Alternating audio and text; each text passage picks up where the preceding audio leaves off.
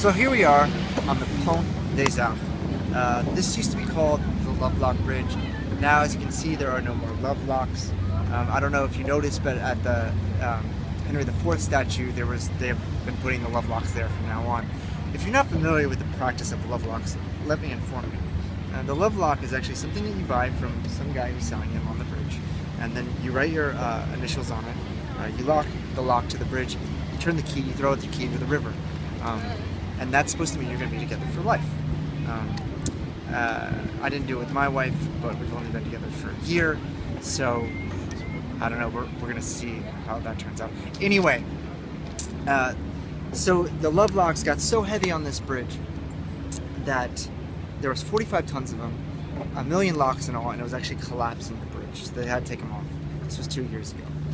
So ever since then, they put this glass on here. They've really strengthened the structure so you can't put any more locks on there. I just read recently in a newspaper article that they're actually selling the locks for charity. So if you want to buy a lock with someone else's name on it, you can buy them. They're about 150 euros. But it does go to a good cause. It's for the migrants in the city, all the refugees. So if you look to the right there, you're going to see some of the places that we passed. That is the Ile de la Cité there. You get a way better view of it being an actual island. There's 2 islands in Paris. Ile de la Cité is the one we were just on, and then behind that is Ile Saint-Louis. Ile Saint-Louis is a very, very rich part of town. It's kind of the most expensive real estate. You have a really good ice cream place from there, Bertillon. If you haven't tried it, it's very, very good, but it's very expensive. It's like you get a little ball for like 5 euros or something. So definitely try it out if you love ice cream. If you're so about ice cream, maybe get something where you get a little bit more volume for your money. So anyway, yeah, so that's the conciergerie there. Then you got the spire for Saint-Chapelle and the spire for Notre Dame behind that. Behind me you have that tower Montparnasse that I was talking about earlier, the one with the really good view, the ugly building. Yeah, that's just right behind me. And then directly behind me is the Académie Française. And if you don't know what the Académie Française is, it's actually a pretty funny institution. It was started in the 16th century by a man named Cardinal Richelieu. He's kind of the right-hand man of Louis XIV. And it was kind of an institution to protect the language. Or also institutionalize the language, so make up grammar, make a dictionary. They also print a dictionary. And so the Académie Française went on until the Revolution. They stopped it for a little while. Napoleon brought it back, and ever since then it's been going. To be in the Académie Française, you have to be elected. There's 40 members. They're called immortals, and they decide all the rules about the language.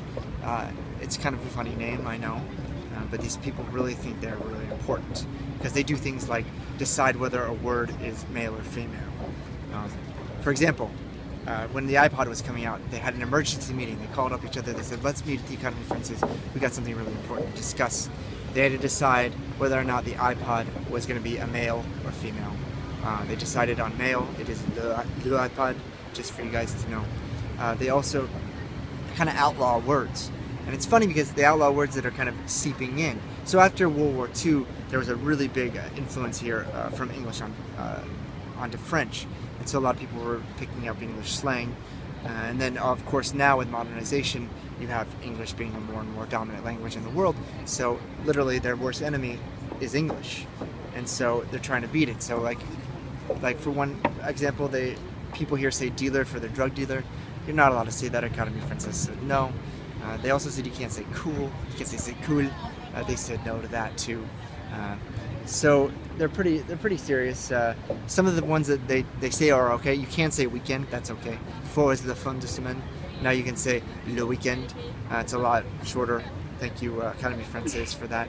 I think in English, if we want to make an equivalent to that, we'd have to either say like the Oxford Dictionary or Webster's Dictionary or something like that. So that's the Académie Française. As you can see, it's directly in front of the Louvre. And we're going to head to the Louvre right now. We're going to go to the Cour Caille, and I'm going to tell you a whole bunch more things about the Louvre.